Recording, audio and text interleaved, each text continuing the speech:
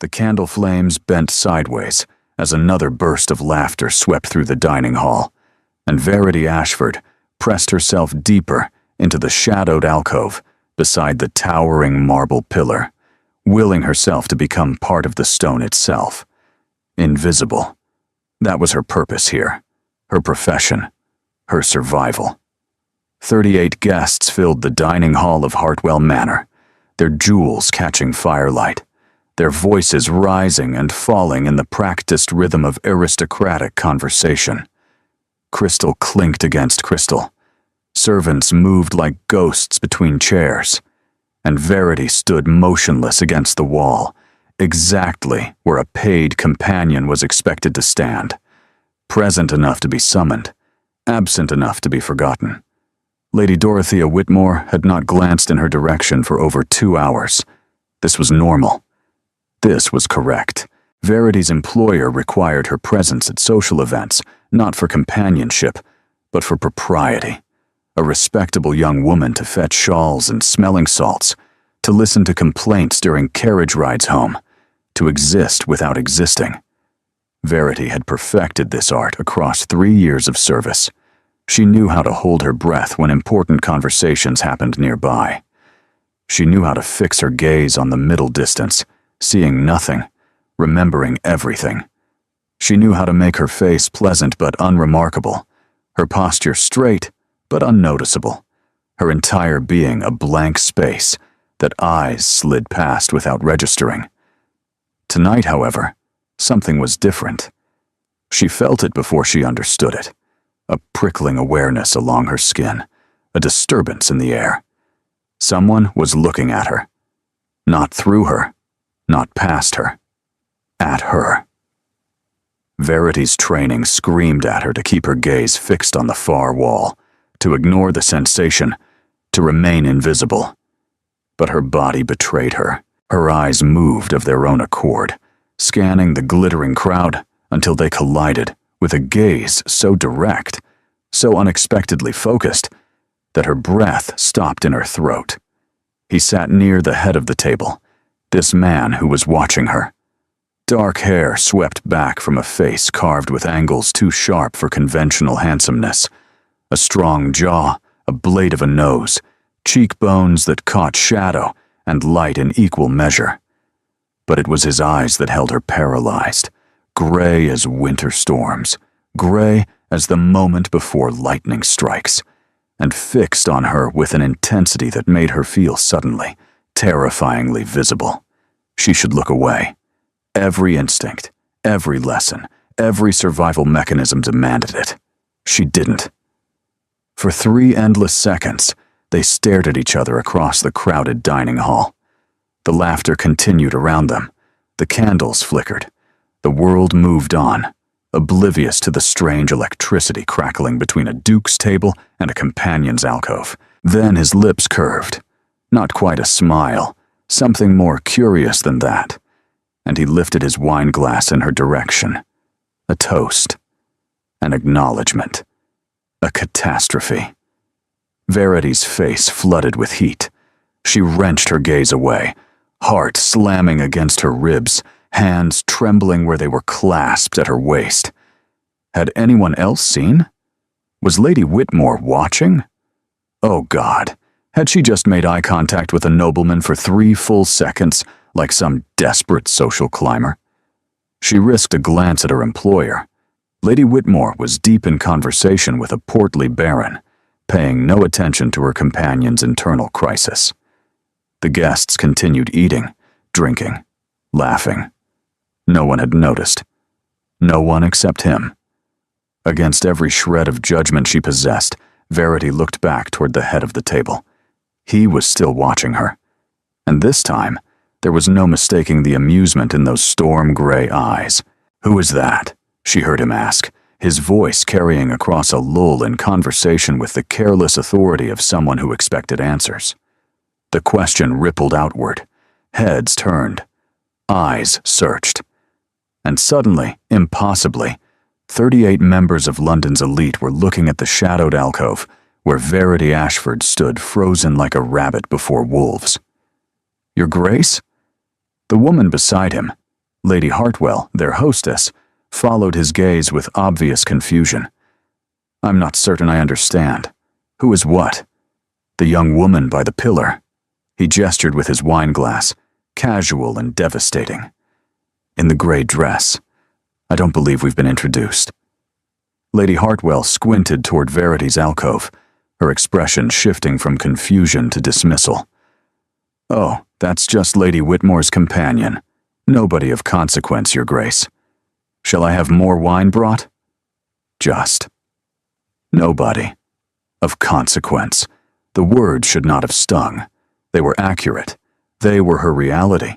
But hearing them spoken aloud while those gray eyes remained fixed on her face, Verity felt something crack inside her chest, something that had been frozen for a very long time.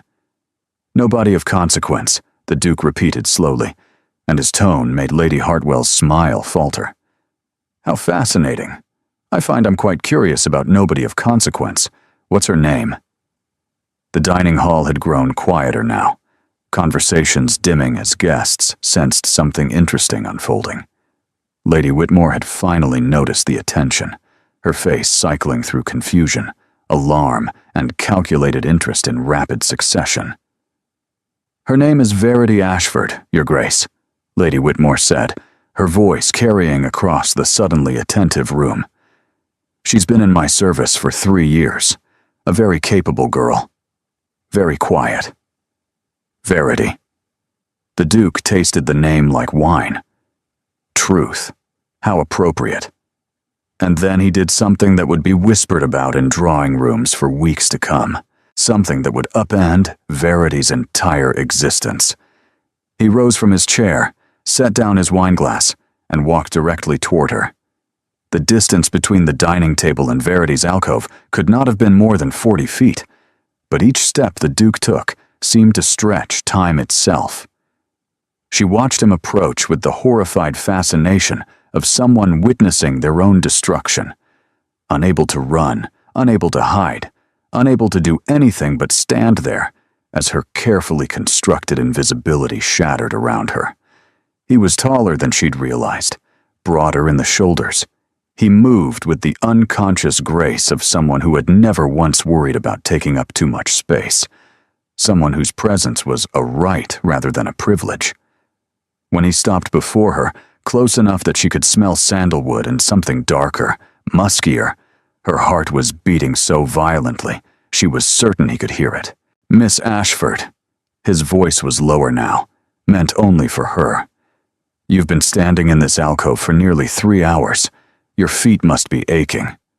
Of all the things she'd expected him to say, that was not among them. Your Grace, that is..." Words tangled on her tongue. She had spent 3 years perfecting the art of silence, and now when speech was required, she could barely remember how language worked. "Breathe," he suggested, not unkindly. "I'm not going to bite, though I understand why you might assume otherwise, given the circumstances." Verity forced air into her lungs. "Forgive me, Your Grace. I'm not accustomed to being noticed." "No, I don't imagine you are." Those gray eyes studied her face with an intensity that made her want to shrink back into the stone. "Lady Whitmore keeps you well hidden. One might almost think she's afraid of the competition." "There is no competition." The words came out sharper than intended. "I am a paid companion. My purpose is to be useful, not visible. And yet here you are, extremely visible." A ghost of a smile crossed his features. "Tell me, Miss Ashford, do you always attend dinner parties by standing against walls like a particularly lovely piece of furniture?" Lovely. He'd called her lovely. Verity felt her face flame. "I attend to Lady Whitmore's needs, Your Grace. That is my position." "A position that requires 3 hours of standing in an alcove?" His eyebrow arched. "What needs precisely are you attending?" Behind him, Verity could see the entire dining party watching their exchange with rapt attention. Lady Hartwell looked scandalized. Several young ladies were whispering behind their fans. And Lady Whitmore, Her employer's expression was a complicated mixture of alarm and avarice, calculating whether this unexpected attention might somehow benefit her. "Your Grace, please." Verity dropped her voice to barely above a whisper. "You're creating a scene. People are staring." "Let them stare." He said it with the casual dismissiveness of someone who had never once cared about social consequences. "I find I'm rather enjoying this conversation, Miss Ashford. You're the first person tonight who said anything remotely interesting." "I've barely said anything at all." "Precisely. Most people say far too much. You have the gift of economy." He tilted his head, studying her. "How old are you?" 23, Your Grace." "Educated?" "My mother saw to it before she passed. Languages, literature, history, music." "And how did someone with languages, literature, history, and music end up as Lady Whitmore's invisible companion?" The question hit a nerve. Verity felt her spine stiffen. "The same way most women end up in situations they did not choose, Your Grace. Necessity."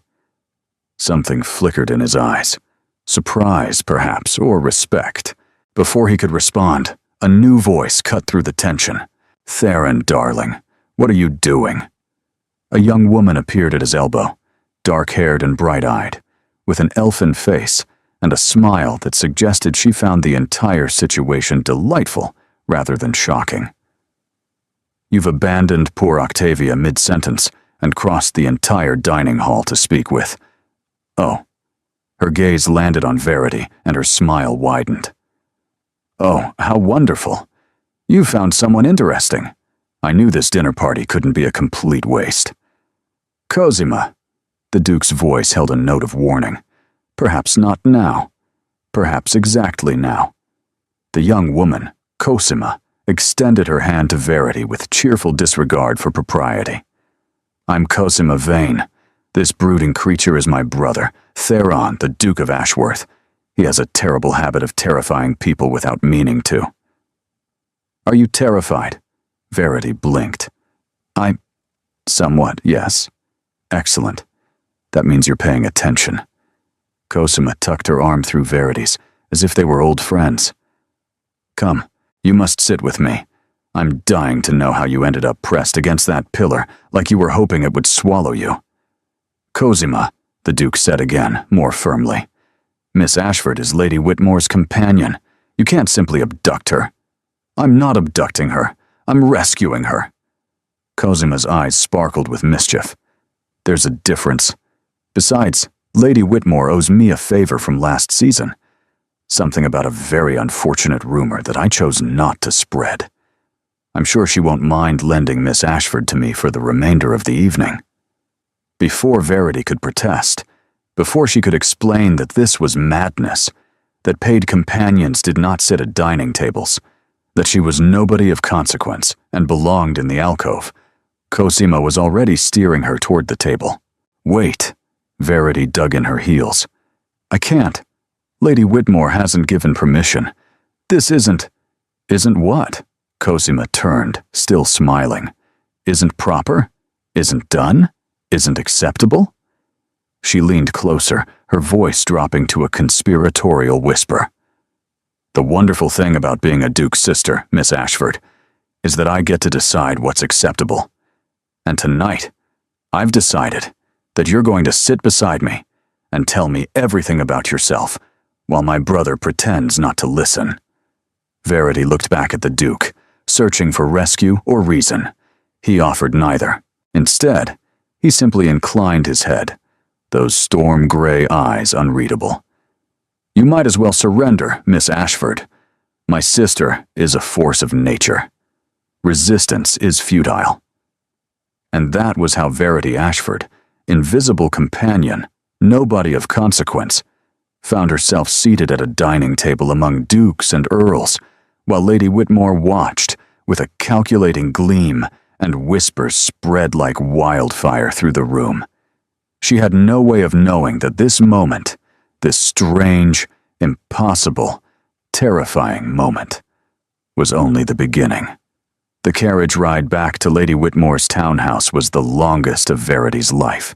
Her employer sat across from her in the darkened interior, face half illuminated by passing street lamps, expression unreadable.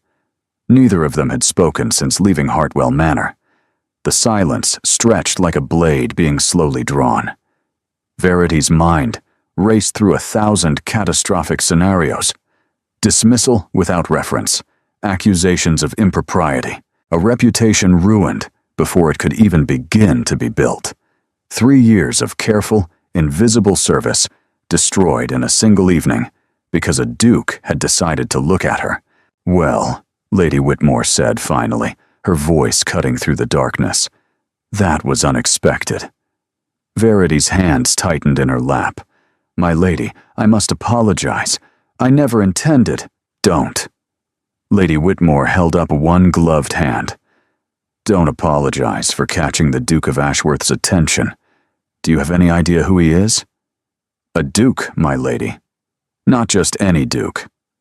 Lady Whitmore leaned forward, and the calculating gleam Verity had noticed at dinner was now a full blaze. "The Duke of Ashworth controls half the shipping interests in the Mediterranean. His family's fortune rivals the crown's. His grandmother, the Dowager Duchess, is one of the most powerful women in society. And his sister Cosima has been impossible to befriend, despite my best efforts for 3 seasons." She paused, letting the weight of her words settle. "Tonight, that same sister practically dragged you to her side and spent 2 hours chattering at you like you were her dearest confidant." Verity didn't know what to say.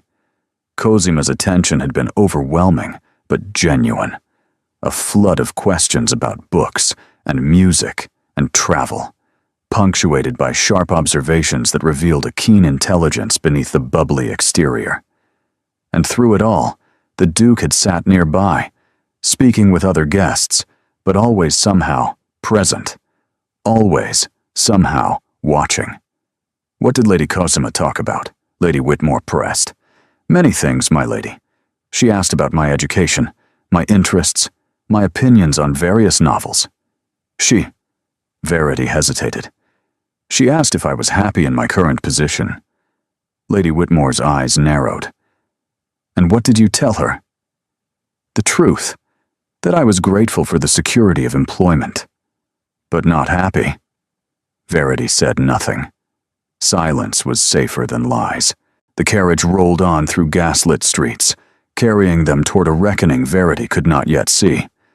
When they finally stopped before Lady Whitmore's townhouse, her employer did not immediately move to exit. "There will be consequences from tonight," Lady Whitmore said slowly. The Duke made his interest quite public.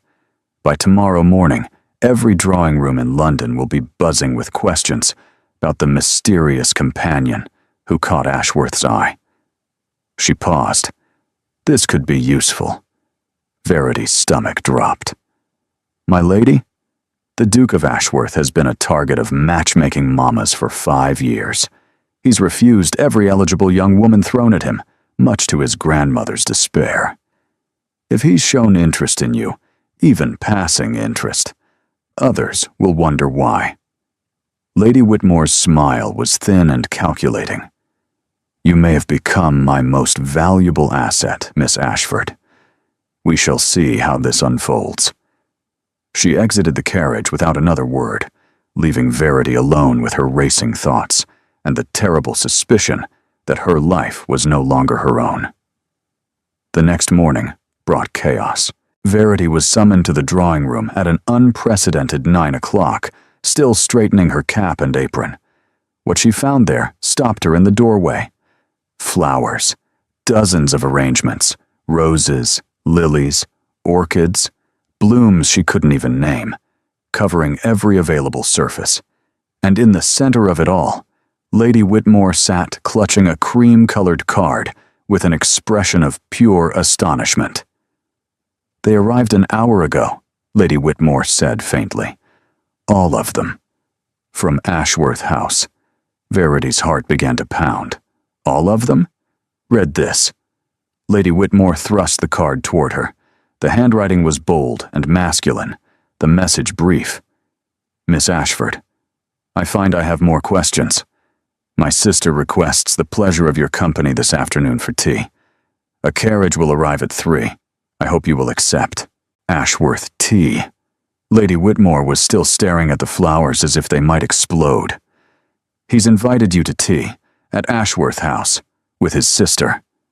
She turned to Verity with an intensity that bordered on frightening. Do you understand what this means? I'm not certain I understand anything, my lady. It means opportunity. Lady Whitmore rose, beginning to pace. It means access. If you can befriend Lady Cosima, if you can maintain the Duke's interest even briefly, doors will open. Invitations will arrive. The Whitmore name will be elevated by association. Verity felt a chill spread through her chest. You want me to use their attention for your social advancement? I want you to be smart. Lady Whitmore fixed her with a sharp gaze. You're a companion with no family, no fortune, and no prospects. This is a chance, perhaps the only chance, to leverage something valuable. The Duke may lose interest in a week, a month, but if you play this correctly, you might secure connections that could change your entire future. Play this, like a game, like a strategy. Verity thought of Cosima's bright laugh, her genuine curiosity. She thought of the Duke's storm-gray eyes, the way he'd looked at her, like she was worth seeing. Were they simply opportunities to be leveraged? Pieces on a board? And if I refuse? She heard herself ask. Lady Whitmore's expression hardened. Then you'll find yourself seeking new employment by morning, without references. The threat hung in the air, quiet and absolute. Verity had spent years learning to be invisible, swallowing her opinions to maintain security, sending most of her wages home to her father, whose health grew weaker with each passing month. She could not afford to refuse. I'll go, she said quietly. I'll go to tea. The carriage that arrived at 3 o'clock was magnificent, black lacquer with gold trim, the Ashworth crest emblazoned on the door. Verity sat very still in the velvet interior as London rolled past the windows. Ashworth House announced itself through sheer size, a sprawling creamstone edifice that occupied half a city block. Verity's breath caught as the carriage swept through the entrance. This was not her world. This would never be her world. And yet, she was here. Miss Ashford, Cosima's voice rang out before Verity even saw her. A moment later, the Duke's sister appeared from a doorway, practically skipping with excitement. You came. I wasn't entirely certain you would. Come, come. Tea is laid in the blue parlor, and I have approximately 1,000 questions. She seized Verity's hand and pulled her forward with the same cheerful disregard for convention she'd shown at the dinner party. But before they could reach the blue parlor, a voice stopped them both. Cosima, wait. The Duke emerged from a study, his gray eyes finding Verity immediately. He was dressed more casually today. No formal jacket, his shirt sleeves visible beneath a dark waistcoat.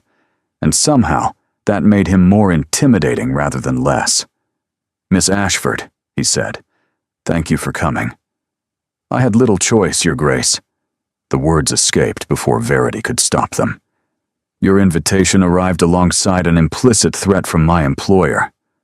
A flash of something, annoyance, concern, crossed his features. Lady Whitmore pressured you? Lady Whitmore reminded me that my position depends on remaining useful. Verity lifted her chin, refusing to look away. Your interest has made me unexpectedly useful. I'm here because refusing would cost me my livelihood. Silence fell. Cosima's grip on her hand tightened. Then, remarkably, the Duke smiled. A real smile, transforming his severe features into something almost warm. You truly do say the most interesting things, Miss Ashford. No dissembling, no flattery, just truth. My name means truth, Your Grace. It would be hypocritical to lie. Then let me speak a truth in return." He stepped closer, his voice dropping.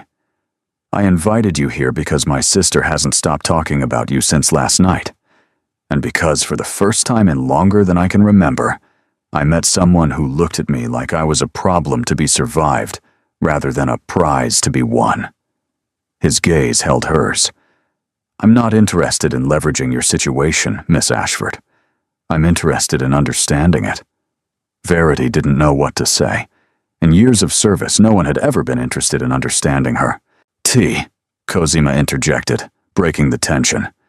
"We'll have tea, and I'll ask my 1,000 questions, and Theron will pretend to read in the corner while actually listening to every word, and by the end of the afternoon, we'll all be friends." She beamed at Verity. "That's my proposal. Do you accept?" It was impossible. It was dangerous. It was everything Lady Whitmore wanted, and nothing Verity had ever dared to want for herself. "Yes," she heard herself say. "I accept." Cosima clapped her hands in delight. The Duke inclined his head, something like satisfaction in his expression, and Verity followed them into the blue parlor, stepping across an invisible threshold into a world where she might impossibly be seen. She didn't know yet that this afternoon would change everything. She didn't know that in 3 weeks she would become the most talked about woman in London. And she certainly didn't know that the Duke watching her from across the parlor was already beginning to fall. The blue parlor was not blue at all, but rather a symphony of soft cerulean and silver, with walls papered in hand-painted Chinese silk, depicting cranes in flight and cherry blossoms drifting on invisible winds. Verity stood just inside the doorway, afraid to move, afraid to touch, afraid her very presence might somehow tarnish the perfection surrounding her. "Sit, sit." Cosima pulled her toward a settee upholstered in velvet so fine it seemed to ripple like water. "You're looking at everything like it might shatter. I promise the furniture won't break." "I'm looking at everything like I've never seen anything so beautiful," Verity admitted quietly. "Because I haven't." Something softened in Cosima's expression. "Then we'll have to show you more beautiful things. Theron, stop lurking in the doorway and come be civilized." The Duke entered with less reluctance than his expression suggested, settling into an armchair across from them with the ease of someone who owned every surface he touched. A footman appeared with tea service, delicate porcelain painted with forget-me-nots, silver pots gleaming, plates of sandwiches and cakes arranged like tiny works of art. Verity watched Cosima pour with practiced grace and accepted a cup with hands she willed not to tremble. The tea was fragrant, rich, nothing like the weak brew she'd grown accustomed to in servants' quarters. "Now," Cosima tucked her feet beneath her with cheerful disregard for posture. "Tell me everything. Where were you born? What books do you love? Have you traveled? Do you play music? What's your opinion on Lord Byron? Genius or scoundrel?" "Both, I should think," Verity answered before she could stop herself. "Most geniuses are scoundrels. The mind that creates beauty is rarely content with ordinary virtue." Cosima laughed with delight. "Oh, I knew I liked you. Theron, she thinks Byron is a beautiful scoundrel. Isn't that perfect? Miss Ashford seems to have opinions on many things." The Duke's voice was mild, but his gaze was sharp with interest. "I suspect she's been hiding them for years." Verity set down her cup carefully. "Companions are not paid for opinions, Your Grace. We're paid for silence and service." "And which of those costs you more?" The question cut deeper than it should have. Verity looked away, studying the painted cranes on the wall. "The silence," she said finally. "Always the silence." Cosima reached over to squeeze her hand. "Then speak here. Say whatever you like. This room is a sanctuary from propriety. Isn't that right, Theron?" "Within reason." But there was warmth beneath the Duke's dry tone. "Miss Ashford, you mentioned your mother saw to your education before she passed. Tell me about her." It was an unexpected request. People rarely asked about her mother, rarely asked about anything beyond her usefulness. Verity found herself answering despite her caution. She was a vicar's daughter, educated beyond her station, my father used to say, but she never saw knowledge as a matter of station. She taught me French and Latin before I was 10, made me memorize poetry, insisted I learn to play the pianoforte even when we couldn't afford proper lessons. Verity's throat tightened. She died when I was 16. Fever. After that, everything changed. Your father? Cosima asked gently. He never recovered. Not in his heart, not in his circumstances. He'd been a solicitor, respectable, successful, but grief made him careless. Bad investments, trusted the wrong partners. Verity heard her own voice grow distant. By the time I was 19, there was nothing left. I took a position as a companion to keep a roof over his head. And he's alive? Your father? Barely. The word caught on old pain. His health has been failing for years. The physician says it's his lungs. I send money when I can, but... She stopped, shaking her head. Forgive me. This is hardly appropriate conversation for tea. This is exactly appropriate conversation for tea, Cosima said firmly. At least, for tea in this house. We don't do shallow here, Miss Ashford. We do real. Verity looked between the siblings, Cosima with her fierce warmth, the Duke with his unreadable gaze, and felt something crack in her chest. She had spent years being invisible, swallowing every thought and feeling to maintain her position. And here were two strangers who seemed to want nothing more than to see her clearly. It was terrifying. It was wonderful. More tea? Cosima asked brightly, already reaching for the pot. The afternoon stretched into evening without Verity noticing. Cosima's 1,000 questions turned into conversation, then debate, then laughter. They discussed poetry and politics, fashion and philosophy. The Duke contributed less often, but with surprising insight when he did, and Verity caught herself looking at him more than was wise, wondering what lay beneath that careful composure. When she finally rose to leave, the sky outside had turned the color of bruised plums. You'll come back, Cosima said. It wasn't a question. Tomorrow. We're attending Lady Sutton's garden party, and you're coming with us. I can't simply... I'll send a note to Lady Whitmore. She'll agree. Cosima's smile held a hint of steel beneath its brightness. Trust me. Verity looked at the Duke, searching for guidance or perhaps warning. He only inclined his head, those storm-gray eyes giving nothing away. Until tomorrow, Miss Ashford. The carriage ride back to Lady Whitmore's townhouse felt like traveling between worlds. For years, she had been invisible, safe, surviving. Now she was being seen by people who mattered, pulled into a world of garden parties and tea parlors, and conversations that actually meant something. It should have felt like a gift. Instead, it felt like standing on the edge of a precipice, knowing the fall was coming, but unable to step back. The garden party at Lady Sutton's estate was a blur of parasols and polite conversation. Verity clinging to Cosima's side like a shipwreck survivor to driftwood.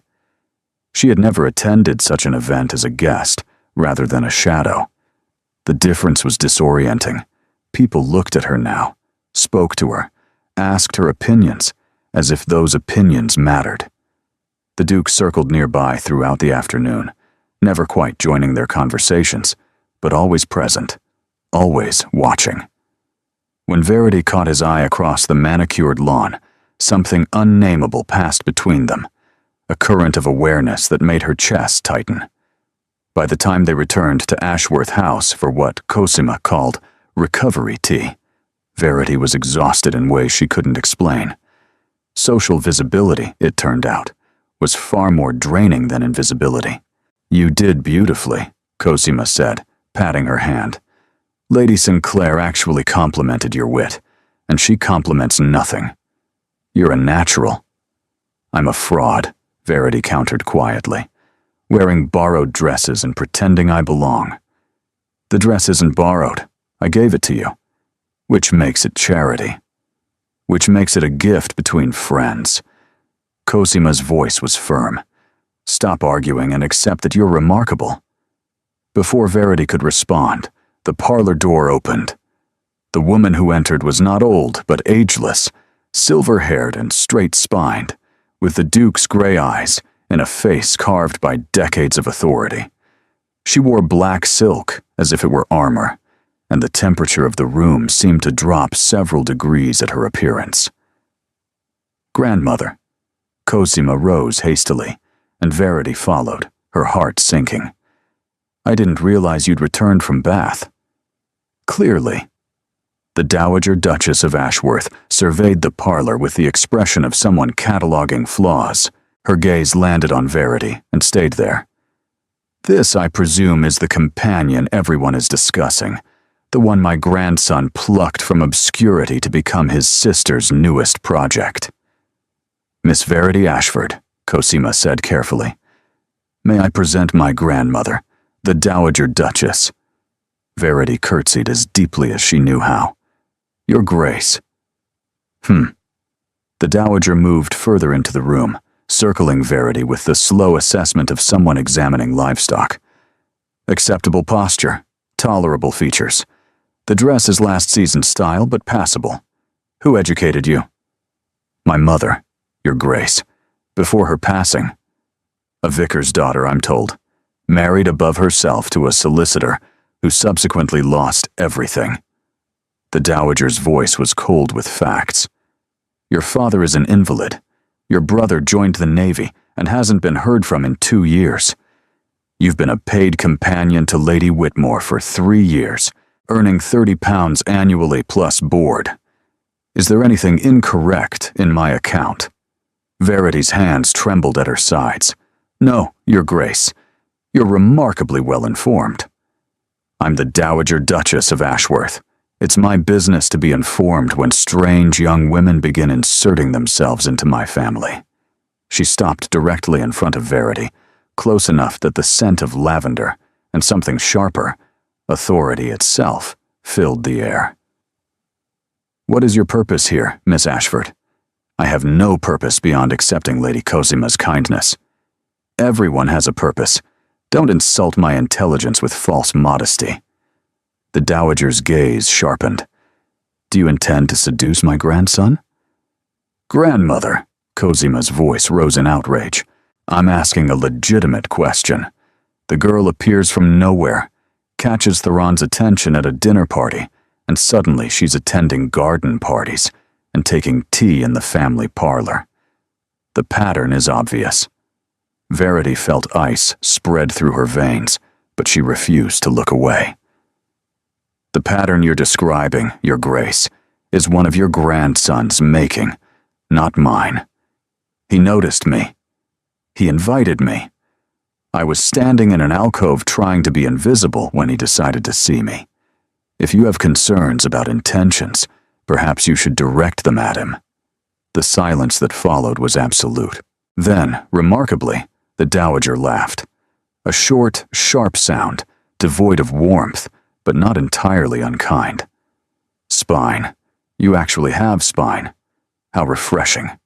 She settled into a chair with the regal grace of someone who had never once questioned her right to any seat. Cosima, leave us. But now. Cosima squeezed Verity's hand before departing, shooting her grandmother a look of pure frustration. The door closed, and Verity was alone with the most powerful woman in the Ashworth family. Sit. The Dowager pointed to the settee. You and I are going to have an honest conversation, Miss Ashford. I suspect it may be the most honest conversation you've had in years. Verity sat, her back straight, her heart hammering. My grandson, the Dowager began, has been dead inside since his father passed. Since the weight of the title fell on his shoulders, he has performed his duties with perfect competence and no spark of life. I have paraded eligible young women before him. He has rejected every single one. I'm sorry for your concern, Your Grace. But I don't see what this has to do with— Don't interrupt. The Dowager's voice cracked like a whip. Last night, my grandson left his study voluntarily for the first time in weeks. This morning, he personally selected the flowers to send you. At the garden party, he smiled. Actually smiled. When you said something clever about political reform. Do you understand what I'm telling you, Miss Ashford? Verity's mouth went dry. I'm not certain I do. I'm telling you that for the first time since his father's death, something has broken through my grandson's armor. And that something is you. The Dowager leaned forward, her gray eyes intense. I don't know yet whether this is a blessing or a catastrophe. But I know this. Whatever game you're playing, you will not hurt him. If you do, I will ensure you never work in any household in England again. I will ensure your father's care becomes impossible to afford. Do we understand each other? The threat was absolute, brutal, delivered with the cold certainty of someone who could and would follow through. And yet, I'm not playing a game, Your Grace. Verity's voice came out steadier than she felt. I don't want to hurt your grandson or anyone else. I was content being invisible, safe, surviving. Whatever is happening now, I didn't seek it and I don't understand it.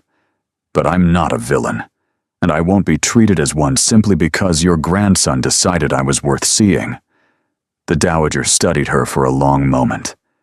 Something shifted in her expression, not softening exactly, but recognition. His father saw me that way once, she said quietly. Against all advice, against all reason.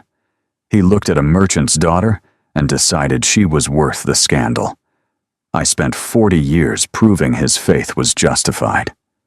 She rose, smoothing her skirts. You may stay for dinner, Miss Ashford. After that, we shall see. She left without another word, leaving Verity alone with a racing heart and the terrible suspicion that she had just passed a test she hadn't known she was taking. Days folded into each other like the pages of a book Verity couldn't stop reading. Cosima's invitations continued. Teas, musicals, walks in the park, and each one pulled Verity deeper into a world she had never dared to want.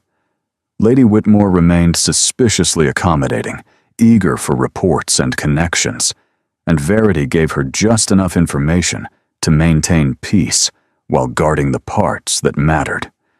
The parts that involved the Duke, because despite his sister's cheerful presence at every event, it was Theron who increasingly occupied Verity's thoughts. The way he listened when she spoke, really listened, as if her words carried weight.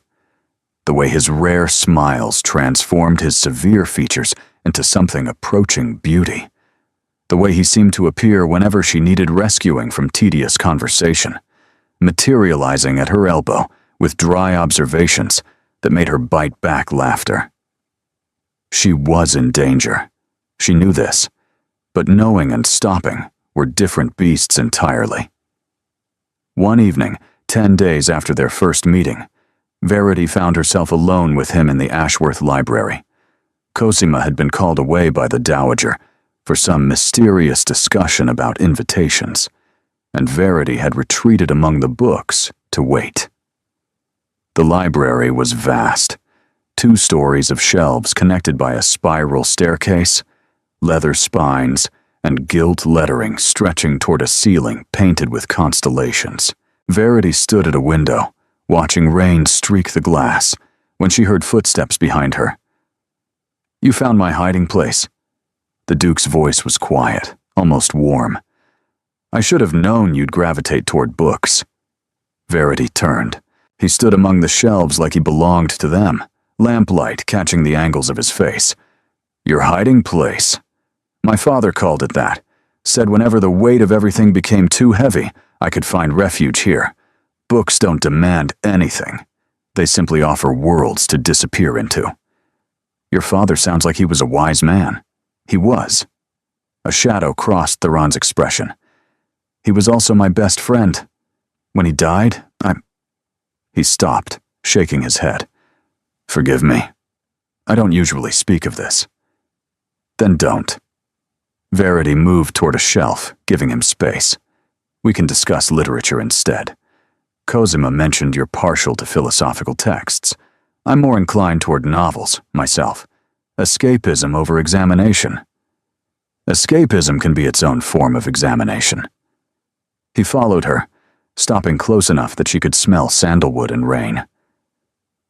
What are you escaping from, Verity? Her name on his lips felt like a key turning in a lock.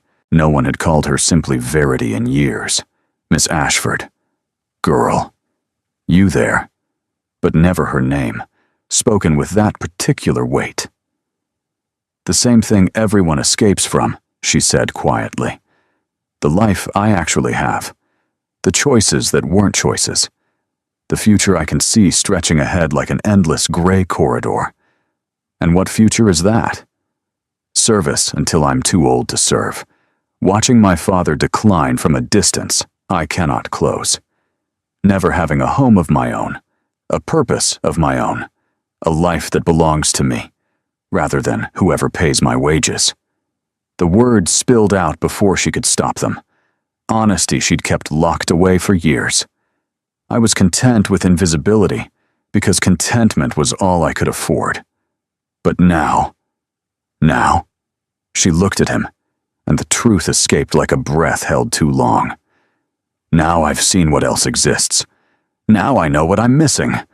And that's far crueler than never knowing at all. Theron was quiet for a long moment. When he spoke, his voice was rough. 3 years ago, my father collapsed during a dinner party. Here, in this house. I was across the city at some meaningless function, performing the heir's duties he'd never wanted to burden me with. By the time I reached him, he was gone. Verity's heart clenched. I'm so sorry. I inherited everything. The title, the estates, the fortune, the responsibilities. He paused, his jaw tightening. What I didn't inherit was any reason to care about any of it. I've spent years performing a role, going through motions, feeling absolutely nothing. And now? The question emerged before Verity could think better of it. Theron turned to face her fully. In the lamplight, his gray eyes held vulnerability, raw and unguarded. Now there's a woman who stands in alcoves pretending to be invisible, he said softly. A woman who argues with my grandmother and means it. A woman who makes me feel something other than duty for the first time since my father died. Verity's breath caught. Your Grace, Theron. His voice dropped lower. We're alone in a library during a rainstorm. I think we've moved beyond formality. Theron. The name felt dangerous on her tongue. This is impossible. You must know that. I'm a paid companion. You're a duke. The distance between us isn't measured in feet. It's measured in entire worlds. I'm aware. He stepped closer, and she could feel the heat of him now, could see the pulse jumping in his throat.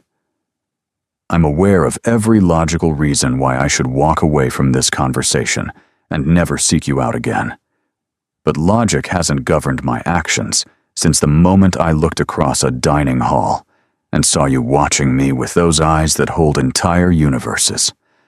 I wasn't, you were, and I've been lost ever since. The rain continued its percussion against the windows. Somewhere in the house, a clock chimed 8 times. The world outside this library continued to spin, indifferent to the seismic shift occurring within.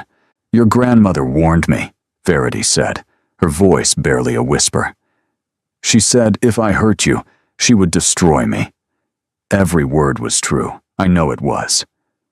She warned me as well. A ghost of a smile crossed his features. She said you were either the salvation or the ruin of this family, and she couldn't yet tell which. And what do you believe? His hand rose, hovering near her cheek without quite touching. I believe I've been waiting for you, without knowing I was waiting. I believe invisibility was wasted on someone who deserves to be seen by everyone who has eyes.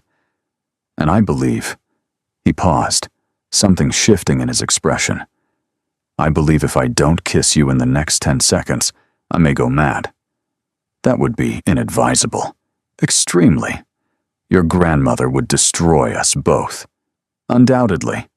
People would talk. Scandal would follow. Your reputation. Verity. Her name again. A prayer and a question. Tell me to stop." She should. Every rational thought, every survival instinct screamed that she should step back, laugh it off, return to the safety of invisibility.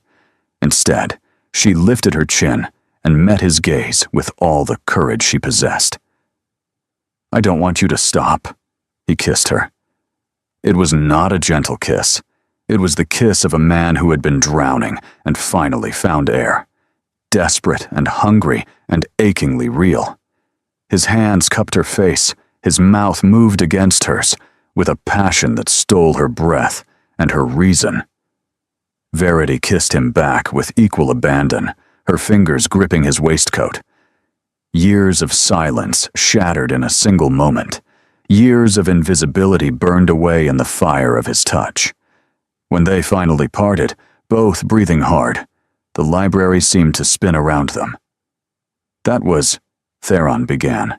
"A mistake," Verity finished, though her voice held no conviction. "A beautiful, terrible mistake. If it was a mistake, it's one I intend to make again." His forehead rested against hers. "Stay for dinner. Stay for the week. Stay for however long it takes me to convince you this isn't impossible. Your grandmother will be managed. Lady Whitmore can find another companion. The entire world can burn for all I care." His voice was fierce now.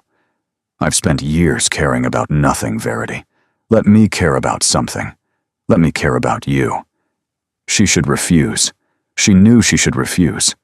But when had knowing ever stopped the heart from wanting? "1 week," she whispered. "I'll stay 1 week, and then we'll see what's possible." His smile broke through the severity of his features, like sunrise through storm clouds. 1 week, he agreed. "That's all I need." He kissed her again, softer this time, full of promise rather than desperation, and Verity let herself fall into it, knowing even as she did that she was tumbling toward either the greatest joy of her life or its complete destruction. Perhaps, she thought dimly, they were the same thing. The week Verity had promised stretched into 2, then began creeping toward 3. Lady Whitmore's notes grew increasingly pointed, demanding reports, requesting details, hinting at consequences. Verity responded with carefully crafted half-truths while spending her days at Ashworth House and her nights lying awake, reliving every conversation, every glance, every stolen moment in shadowed corridors. The library kiss had changed everything. Theron had not kissed her again, a restraint that felt both considerate and maddening. But he had made his intentions clear in 1,000 smaller ways. The way his hand lingered when he helped her into carriages. The way he sought her opinion on estate matters, parliamentary debates, the arrangement of gardens. The way he looked at her across crowded rooms with an intensity that made her bones feel liquid. And now the Ashworth ball was upon them. "You're going to be magnificent," Cosima declared, surveying Verity in the full-length mirror. The gown was midnight blue silk that caught light like captured stars. Sapphires borrowed from the family vault adorned her throat. She looked like someone else, someone who belonged. "I look like a fraud," Verity whispered. "You look like a duchess." Cosima's voice was unusually serious. 300 guests are arriving tonight. Give them extraordinary. The Ashworth ballroom was legendary. 3 crystal chandeliers, walls of gilded mirrors, a ceiling painted with Greek mythology. She descended the main staircase on Cosima's arm, hyper-aware of every eye that turned, every whisper that followed. Then she saw Theron waiting at the bottom of the stairs, and everything else ceased to matter. He was devastating in formal evening wear. Black jacket, white cravat. His dark hair swept back to reveal the sharp architecture of his face. When their eyes met, his expression softened into something private, something meant only for her. "Miss Ashford." He bowed over her hand, propriety maintained for watching eyes, but his voice dropped to a murmur only she could hear. "You've stolen every thought I've had for the past 3 weeks. Tonight, apparently, you intend to steal my breath as well." Heat flooded her cheeks. "Your Grace is too kind. Your Grace is barely containing himself." His thumb traced a secret circle on her palm before releasing her. "Save me the first waltz, and the supper dance, and every moment in between that propriety allows." The evening became a blur of introductions, conversations, assessments. Verity felt like a specimen under glass, examined and catalogued by every dowager and debutante in attendance. Some were friendly, genuinely curious about the mysterious companion who'd caught a duke's eye. Others were cold, dismissive, their smiles sharp with contempt.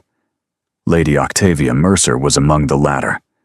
She materialized at Verity's elbow, all golden curls and ice-blue eyes. "Miss Ashford, how lovely to finally meet you properly." "Lady Octavia." Verity kept her tone neutral. "I confess I'm curious about you." A paid companion, suddenly appearing in the Duke's private circle.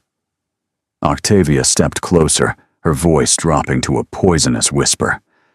"You do understand this is temporary, don't you? Dukes don't marry companions. You're a novelty. When the season ends, you'll return to your alcoves, and Ashworth will choose someone appropriate. Someone like me." Verity's hands trembled, but she refused to look away. "If you're so confident, why bother warning me? Enjoy your evening, Miss Ashford. It won't last." She glided away, leaving Verity's composure in ruins. The waltz began before Verity could retreat to gather herself. Theron appeared at her side, concern flickering across his features. "What did she say to you?" "Nothing worth repeating." Verity forced a smile. "Shall we dance?" He led her onto the floor, and for a moment, the world contracted to just the two of them. His hand at her waist, her palm pressed to his, the music swelling around them like a tide. "You're trembling," he said quietly.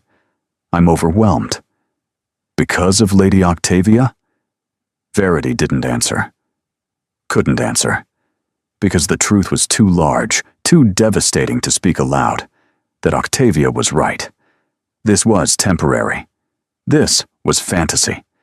And no amount of beautiful gowns or borrowed sapphires could change the fundamental reality of who Verity was and who she would never be. "Look at me," Theron commanded softly. "Whatever poison she poured in your ear, it's lies. I don't want appropriate. I don't want someone like her." His grip tightened. "I want you. You want the version of me dressed in silk and sapphires. But that's not who I am, Theron. I'm 30 pounds a year and mending my own stockings. I'm invisibility and silence, and a future so narrow I can barely breathe. Then let me give you a different future." The waltz ended. They stood frozen, surrounded by applause they didn't hear. But she was already pulling away, retreating into the crowd, searching for a shadow to disappear into. She found one in a deserted gallery. The dowager emerged from the shadows. "Running away, Miss Ashford? How predictable." Lady Octavia spoke truths I didn't want to hear. I know precisely what she said. The dowager paused.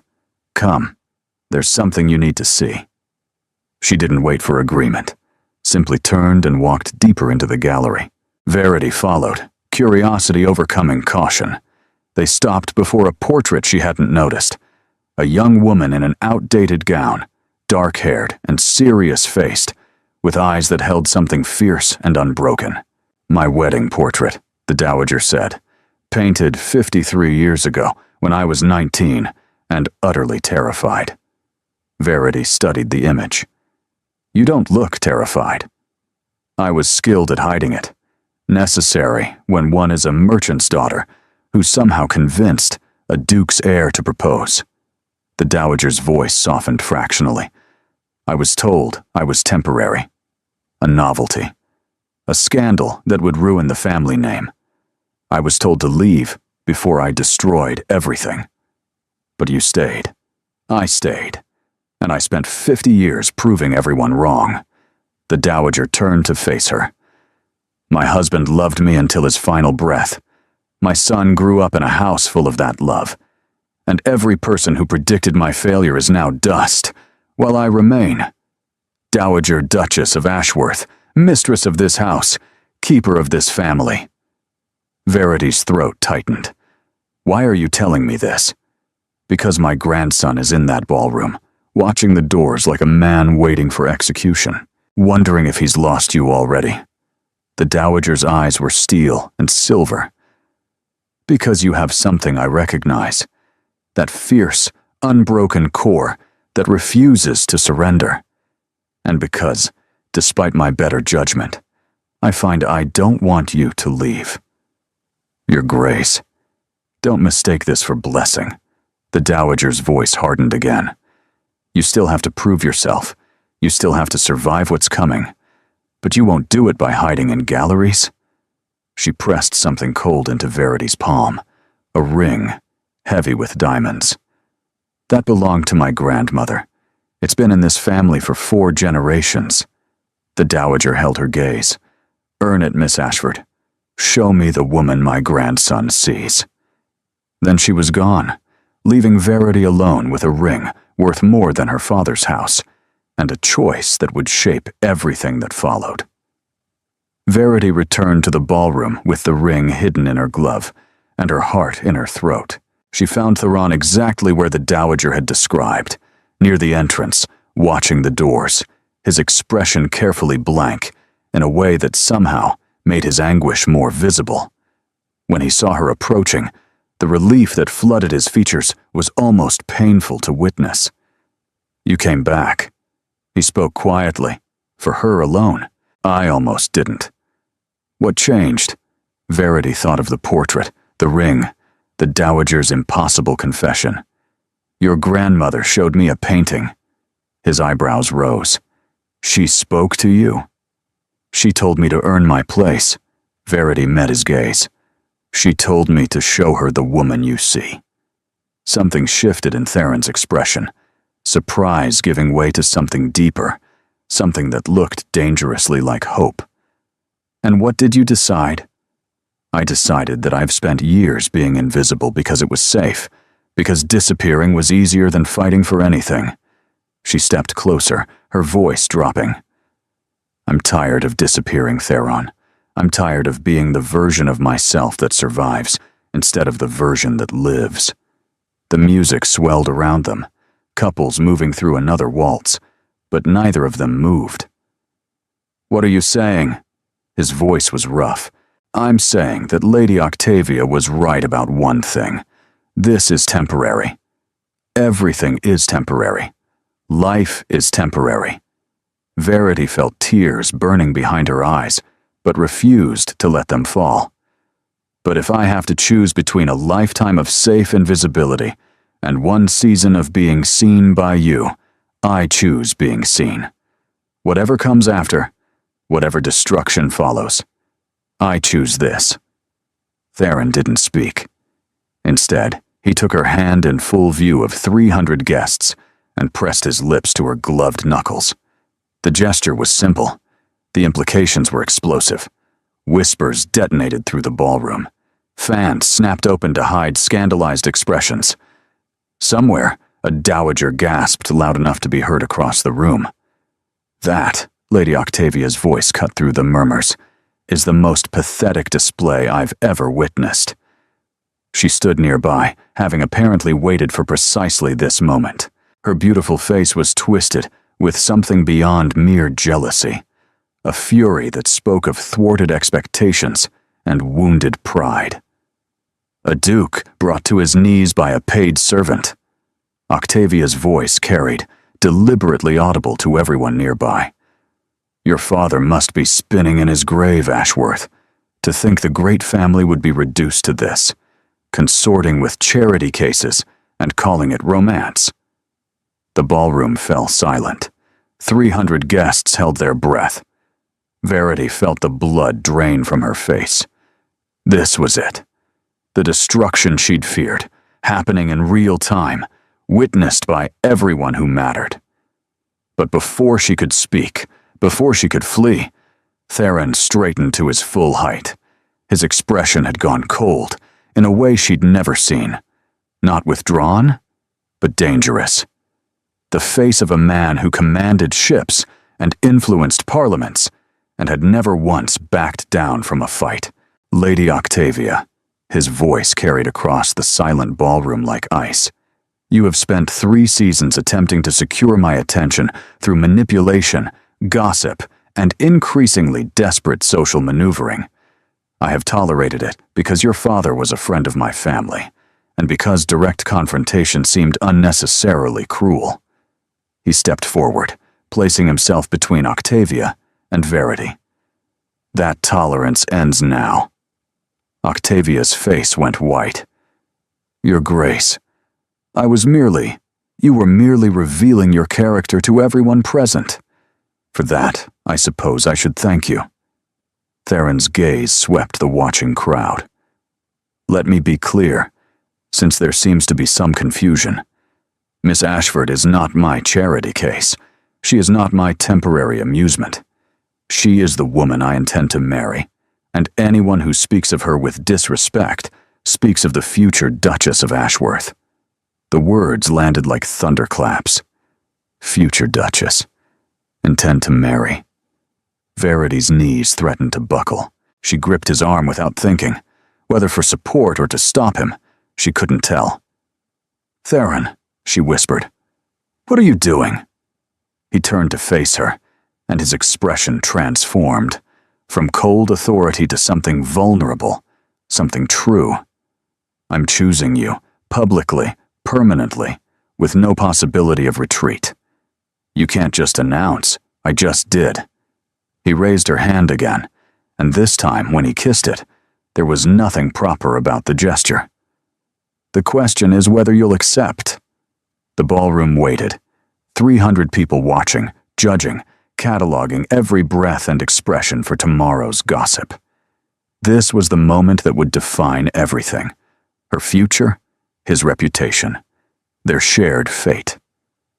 Verity thought of her father's declining health, her mother's buried dreams, and the years of silence and invisibility that had hollowed her out from the inside.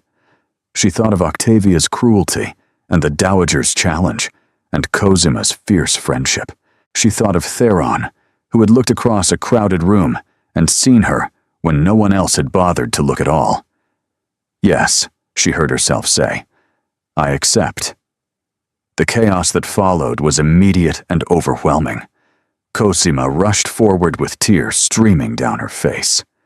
The Dowager watched from across the room with an expression Verity couldn't read. Lady Whitmore looked simultaneously triumphant and furious. And Octavia turned and fled, her social destruction complete. But Verity barely noticed any of it, because Theron was pulling her close, propriety be damned, and whispering against her hair. I would have waited.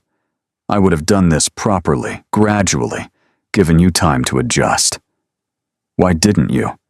Because I couldn't let her hurt you. His arms tightened. Because the thought of you believing her lies, of you running again, I couldn't bear it. Not when the truth was so simple. And what truth is that? He pulled back just enough to meet her eyes. That I love you. That I've loved you since you looked at me in that dining hall like I was a problem to be survived rather than a prize to be won. That I will spend the rest of my life proving you were worth every scandal, every whisper, every moment of chaos we're about to endure.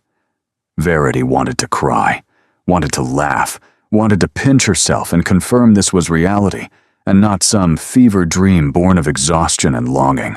Instead, she said simply, "I love you too." And when he kissed her, right there in the middle of his own ballroom with 300 witnesses and a lifetime of consequences awaiting, she didn't feel invisible at all. She felt seen. The week following the ball was a tempest of congratulations, scrutiny, and whispered speculation. Society columnists devoted entire pages to the Duke of Ashworth's shocking announcement. Drawing rooms buzzed with competing theories. She was secretly nobility. She was carrying his child. She had enchanted him with witchcraft. Each rumor was more absurd than the last, and each one carved a little deeper into Verity's precarious sense of belonging. But she had Theron. She had Cosima's fierce support. She had even, impossibly, the Dowager's grudging acceptance. What she didn't have was peace. It came on the 8th day, in the form of a letter delivered to Ashworth House by a rider who'd nearly killed his horse reaching London from the north. Verity recognized her father's handwriting on the envelope. Her hands trembled as she broke the seal. The words blurred together through sudden tears. Taken ill. Physician says days, perhaps hours. Come if you can. Come quickly. She was packing before she'd finished reading, throwing necessities into a valise with shaking hands. Theron found her 20 minutes later, tears streaming down her face, the letter crumpled in her fist. Verity, what's happened? She couldn't speak, could only hand him the letter and watch his expression shift from confusion to horror to grim determination. I'll arrange a carriage. We can leave within the hour. You can't come with me. The words tore at her throat. You have Parliament tomorrow. The trade agreements. You said yourself they can't proceed without your vote. Nothing in Parliament matters more than this. Everything in Parliament matters more than this. Verity forced herself to breathe. Hundreds of workers depend on those agreements. Families, livelihoods. You cannot abandon them because my father is dying. Verity. No. She gripped his arms, fierce and desperate. Listen to me. I need to go alone. I need to say goodbye to him. And I need to do it without worrying about what my absence costs you. Please, let me do this.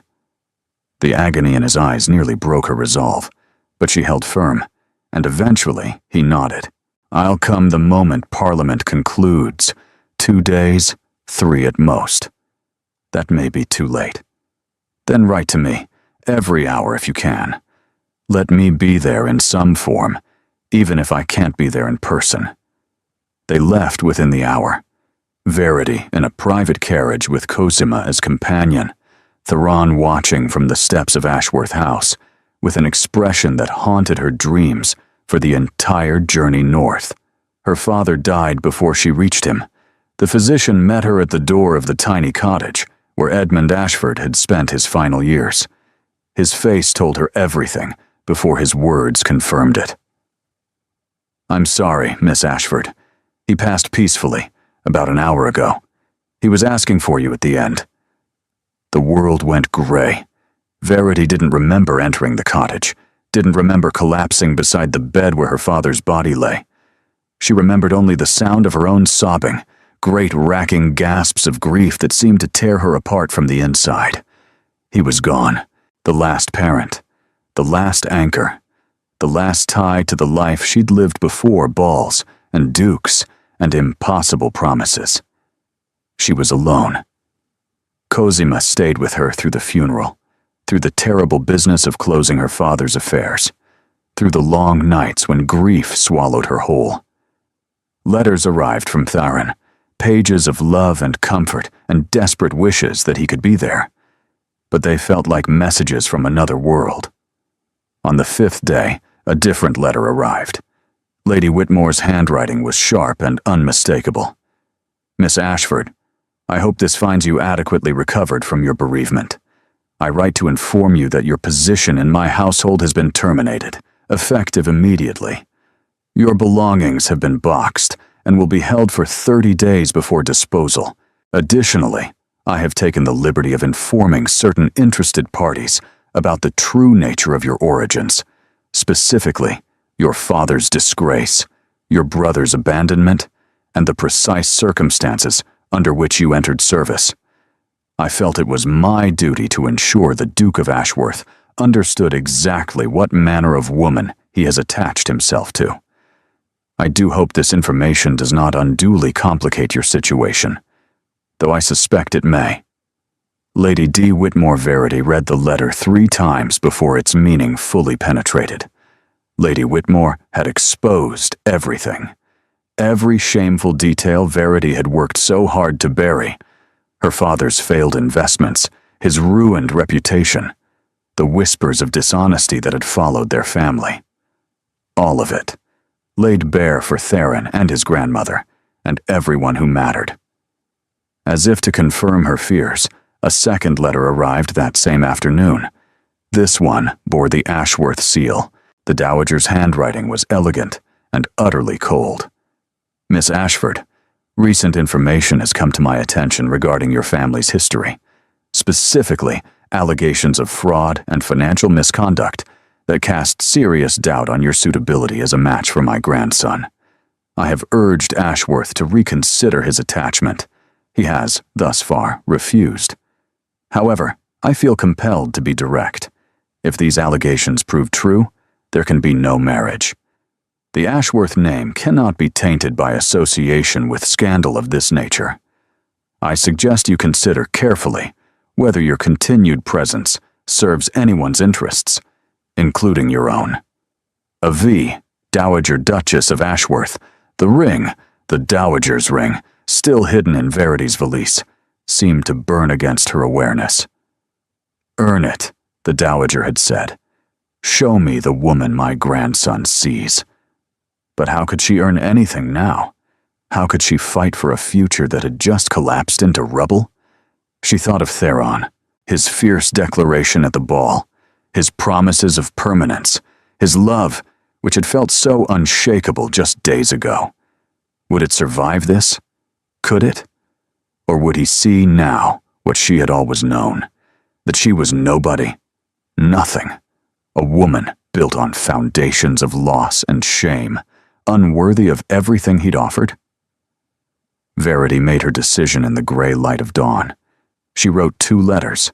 The first was to Cosima, thanking her for everything, and explaining that she needed time alone to grieve and think, that she would write when she was ready, that she was sorry for any pain this caused. The second was to Theron. "My love, by the time you read this, I will be gone. Please don't come after me. Please don't search. What I'm doing is necessary. For you, for your family, for the future you deserve. Lady Whitmore has told the truth. My father was suspected of fraud. Our name carries shame I cannot escape. Your grandmother is right to question my suitability. I should have told you myself, but I was afraid. Afraid you would see me differently. Afraid you would realize your mistake. I love you. I will always love you. But loving you doesn't make me worthy of you.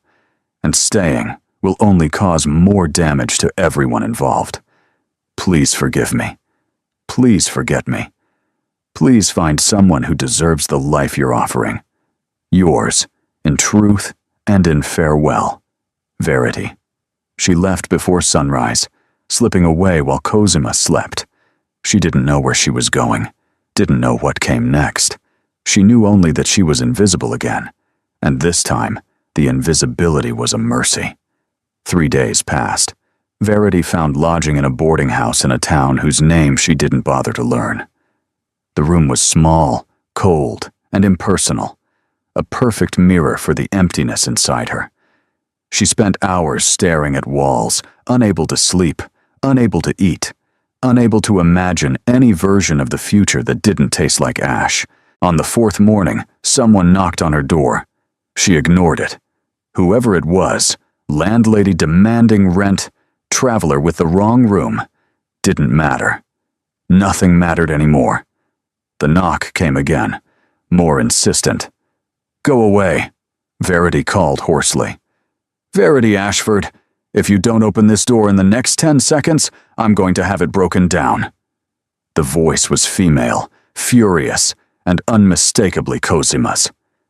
Verity opened the door. Cozima stood in the corridor, travel-stained and wild-haired, and angrier than Verity had ever seen her. Behind her loomed a figure that made Verity's heart stop. "Therenfontaanten." "You," Cosima said, pointing at Verity with a shaking finger, "are the most impossible, infuriating, self-sacrificing fool I have ever met. Do you have any idea what you've put us through? How did you find me? We've been searching for 4 days, every inn, every coaching house, every town between here and London." Cosima pushed past her into the room, wrinkling her nose at the sparse furnishings. "Theron hasn't slept. I've barely eaten. Grandmother is beside herself, which I didn't think was possible." Verity's gaze moved to Theron, who stood frozen in the doorway. He looked terrible. Shadows beneath his eyes, his jaw rough with stubble, and his usually immaculate clothes wrinkled and travel-worn. He looked at her like a man seeing water after days in the desert. "You left," he said. His voice was raw, cracked. "You promised me a lifetime, and then you left." "I explained in my letter. Your letter was nonsense." He stepped into the room, and the intensity of his presence made the small space feel even smaller. "Shame? Scandal? You think I care about your father's reputation? Your grandmother." "My grandmother is the one who told me where to look. She remembered you mentioning a town your mother loved, a place you visited as a child." He stopped before her, close enough to touch but not touching. "She's been helping us search, Verity. She wants you found." Verity shook her head, tears burning behind her eyes. "That doesn't make sense. Her letter was a test. Another damned test." His laugh was bitter. "She wanted to see what you would do when faced with opposition, whether you would fight or flee, whether you were worthy of the family name. And I fled. I failed her test. You did what you thought was best for everyone except yourself." Theron's hands rose to cup her face, gentle despite the desperation in his eyes. "That's not failure. That's love. Misguided, infuriating love. But love nonetheless." Cosima cleared her throat. "I'm going to find tea and give you two approximately 15 minutes of privacy. Try not to waste it." She vanished, leaving them alone. The silence stretched like a held breath. "I can't let you do this," Verity whispered. "I can't let you sacrifice your reputation, your family's standing, everything you've worked to protect. Let me," his voice sharpened. "You don't get to make decisions for me, Verity. You don't get to decide what I'm willing to sacrifice or what price is too high. I am a grown man, a duke, and I am telling you that I want you. Not despite the scandal, not ignoring the complications.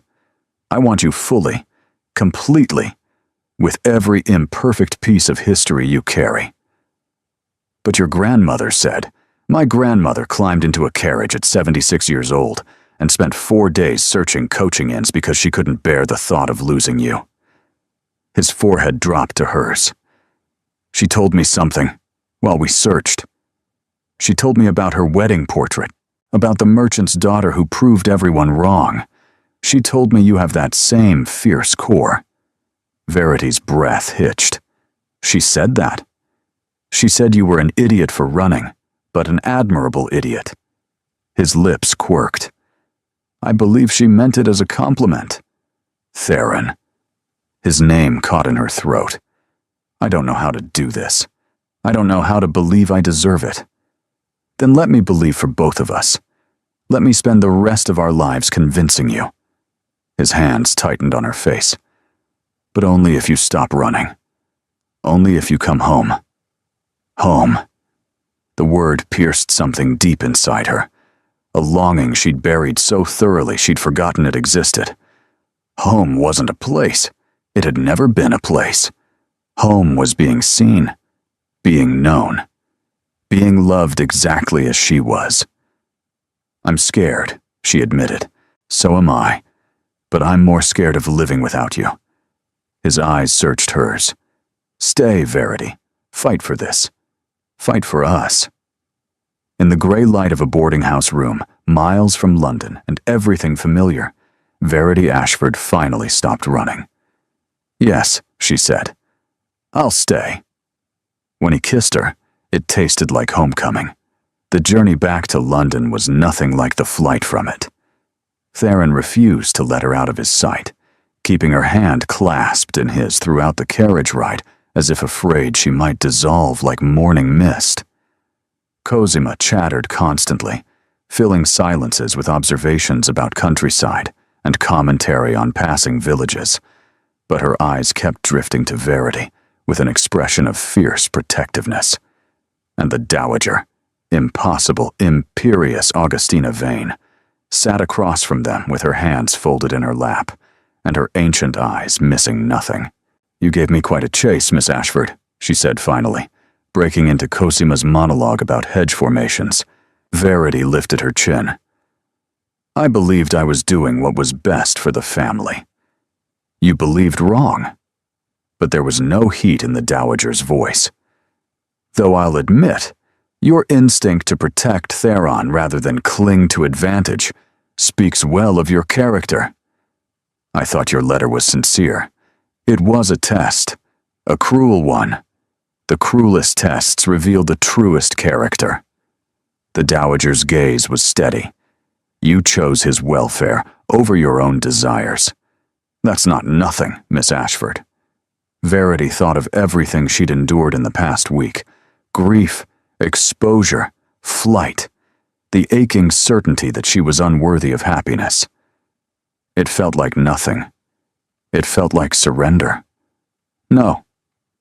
The dowager's voice softened fractionally. "Surrender would have been staying to protect yourself. Leaving required courage. Returning requires even more. Then I hope I have enough. We'll see." The dowager reached into her reticule and produced something that made Verity's heart stop. The ring. The diamond ring she'd hidden in her valise and left behind when she fled. "I believe this belongs to you. I never earned it." "Earning isn't always about triumph." The dowager pressed the ring into her palm. "Sometimes it's about surviving the fire and coming back anyway." Verity looked at the diamonds, generations of Ashworth women contained in gold and stone, and felt the weight of what she was accepting. "Thank you," she whispered, "for coming after me. Thank my grandson. He would have torn England apart to find you." The dowager's lips curved into something approaching a smile. "I merely provided geographical suggestions." They arrived at Ashworth House as evening fell, the great building blazing with light as if in celebration. Word had spread. Verity could feel it in the servants' faces, carefully neutral, but clearly aware that something momentous had occurred. The whispers would follow, the speculation, the judgment. But when Theron led her through the entrance hall, his hand warm at the small of her back, she found she didn't care. "There's one more thing we need to do tonight," he said quietly. "Before we face society, before we announce anything officially." "What's that?" "I need to ask you properly." He stopped at the foot of the grand staircase, turning to face her. "The ball was chaos. The declaration was reactive. I never actually asked the question that matters." Verity's breath caught. "Theron." He dropped to one knee, right there in the entrance hall, with servants watching, and his sister crying, and his grandmother observing with eagle eyes. "Verity Ashford." His voice was steady, his gray eyes bright with emotion. "You appeared in my life like a ghost I didn't know I was waiting for. You challenged me, surprised me, and made me feel things I'd buried so deep I'd forgotten they existed. You ran from me, which I'm going to hold against you for at least a decade, but you also came back. You came back. I came back, she confirmed, tears sliding down her cheeks. I don't have pretty words. I don't have poetry. I only have the truth, which is that I love you beyond reason, beyond propriety, beyond anything I've ever felt for another human being. He reached for her hand. Will you marry me? Not because it was announced at a ball, not because society expects it, but because you want to spend your life with a frequently difficult duke who will worship you until his last breath. Verity thought of everything that had led to this moment. The alcove at Hartwell Manor, the library kisses, the dowager's tests, the grief and the fear and the desperate flight into darkness. And then she thought of this, a man on his knees before her, offering not just his name, but his heart. Yes, she said, 1,000 times and more, yes. He surged to his feet, lifting her off the ground as he kissed her. Cosima cheered. Somewhere behind them, a footman dropped a tray, and the Dowager Duchess of Ashworth actually laughed, a sound so rare that the servants would whisper about it for years. Welcome to the family, Augustina said when they finally separated. Officially, this time, no more tests. Thank you, Your Grace. Don't thank me yet. You still have to survive the wedding. But there was warmth beneath the warning, and when the Dowager embraced her, stiffly, briefly, but genuinely, Verity felt something crack open in her chest. Belonging. This was what belonging felt like. Come, Theron said, tucking her against his side. We have a wedding to plan, a scandal to weather, and approximately 300 apology letters to write. 300? Everyone we've ever met will have questions. Best to get ahead of the narrative. Verity laughed, the first real laugh in what felt like forever. I don't know how to be a duchess. Neither did my grandmother once, neither did my mother. His voice softened. You'll learn. We'll learn together. Together. The word wrapped around her like a promise. She was no longer invisible, no longer running, no longer alone. She was home. 3 weeks. That was all the time between the Duke of Ashworth's announcement at his ball and the wedding that would set London ablaze with speculation. 3 weeks to commission a gown, address invitations, manage a scandal that showed no signs of dying down. 3 weeks of columnists questioning her worth, society matrons debating her suitability, and Lady Octavia Mercer spreading poison wherever she went. Verity weathered it all with a composure that surprised even herself. You're handling this remarkably well, Cosima observed the morning of the wedding, watching maids flutter around Verity like anxious butterflies. I expected at least 3 nervous collapses by now.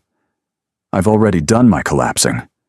Verity smiled at her reflection, the ivory silk gown, the family pearls, the woman who stared back with eyes that had stopped looking haunted. Running away rather took the edge off the anxiety. Speaking of running, Cosima pressed something into her hand.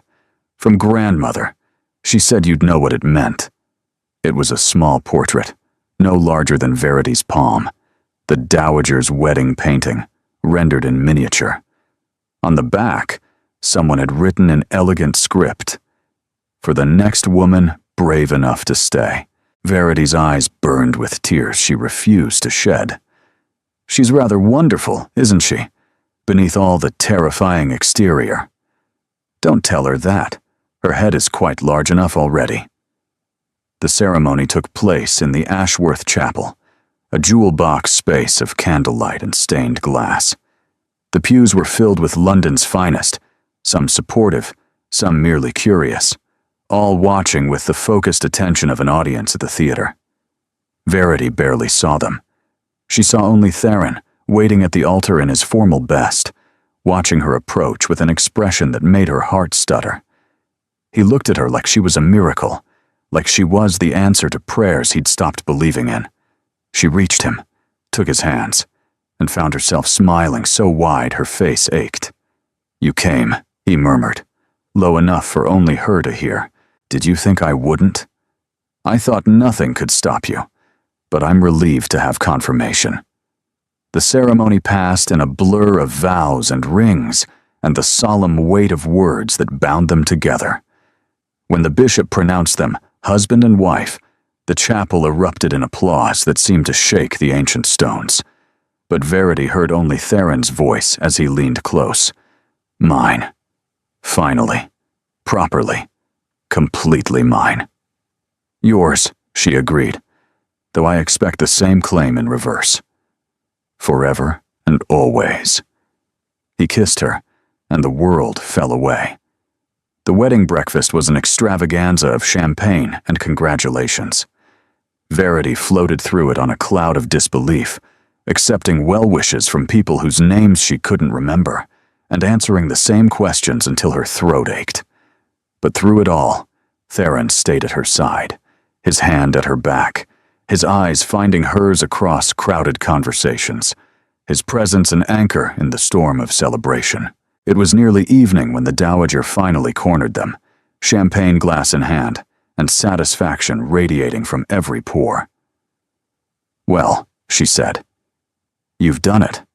Married the most talked about woman in London, created a scandal that will fuel gossip for decades, and managed, somehow, to look happy about it. I am happy, grandmother. I know. That's what makes this tolerable. The Dowager turned to Verity. You handled yourself admirably, girl. The composure during the ceremony, the grace with the well-wishers. You might actually survive being a duchess. High praise from you, your grace. The highest I give. Don't expect it often. But there was a twinkle in those ancient eyes, and when the Dowager raised her glass in silent toast, Verity felt the last of her doubts dissolve. She belonged here. She had earned her place. And nothing, no scandal, no whisper, no Lady Octavia Mercer, could take that away. Later that night, alone at last in the ducal chambers, Verity stood at the window, watching moonlight silver the gardens below. Penny for your thoughts. Theron appeared behind her, his arms wrapping around her waist, his chin resting on her shoulder. I was thinking about that first night, the dinner party at Hartwell Manor.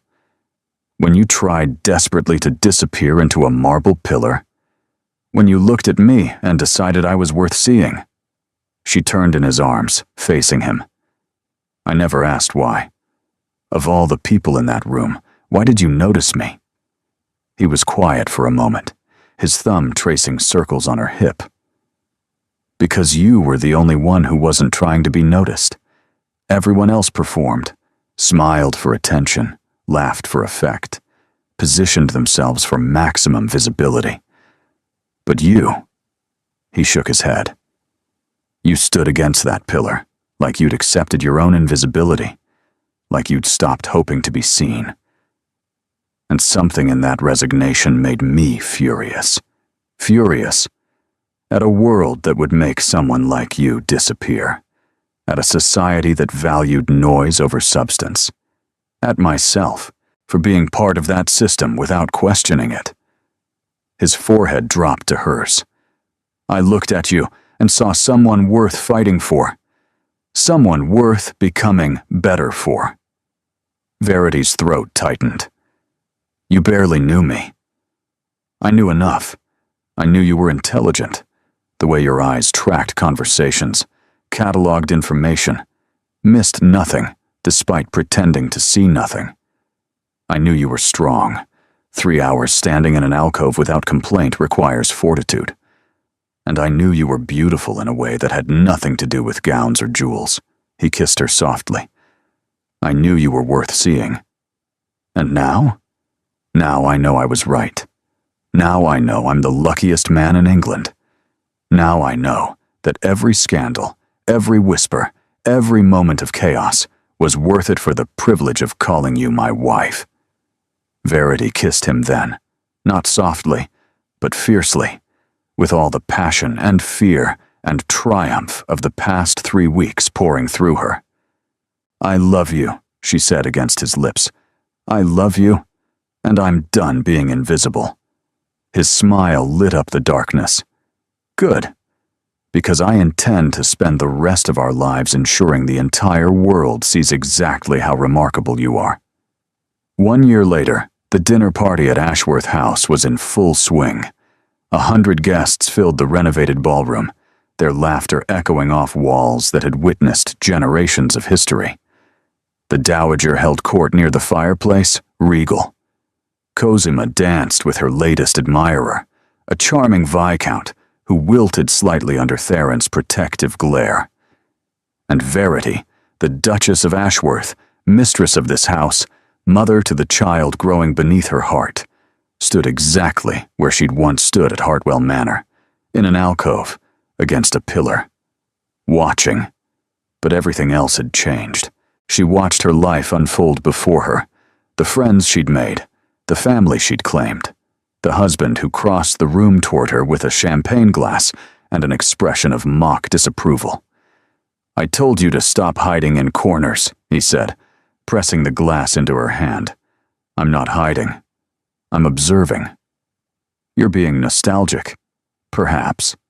She smiled, linking her arm through his. "I was thinking about the girl who stood invisible at Hartwell Manor, who thought visibility was danger and hoped only to survive." "And what would you tell her now?" Verity considered. A year of marriage, of learning to be a duchess, a year of love so overwhelming it sometimes frightened her, a year of being seen, truly, completely seen. "I would tell her that visibility isn't danger," she said finally. "It's courage. And that the right person won't make you visible to the world. They'll make you visible to yourself."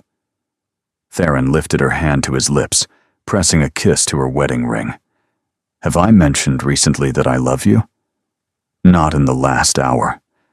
A grievous oversight. I love you, Verity Vane, more than words can capture." "Better." She leaned into him, feeling their child flutter beneath her heart. "I love you too, even when you're insufferable." "I'm never insufferable." "You're frequently insufferable, but you're also mine." "Forever," he agreed. They stood together in the alcove, the Duke and Duchess of Ashworth, watching their guests celebrate a life neither of them had dared to imagine. And when Verity caught the eye of a young woman standing alone by the far wall, someone's companion, someone's invisible necessity, she raised her glass in silent acknowledgement. "You are seen," that gesture said. "You matter. Don't give up." The young woman blinked, startled to be noticed. Then slowly she smiled back. Somewhere in the crowd, Cosima called for a toast. Champagne glasses rose. Laughter sparkled like the chandeliers above. And Verity Vane, who had once thought herself invisible, stood in the center of it all, radiant, loved, and finally, completely seen. "Thank you for being here. You are the reason these stories exist. Because you believe in love that chooses courage over convenience, in characters who fight for happiness despite the odds, in endings that feel earned and true. Your presence makes this space warm and welcoming, and I'm grateful for every moment you spend with these characters. Do you have a favorite line or scene? Your engagement helps me understand what moves you, what keeps you listening, and what kinds of stories to create next. Consider subscribing if you'd like more romances with emotional depth and genuine character growth. Thank you for being here. You make this community what it is.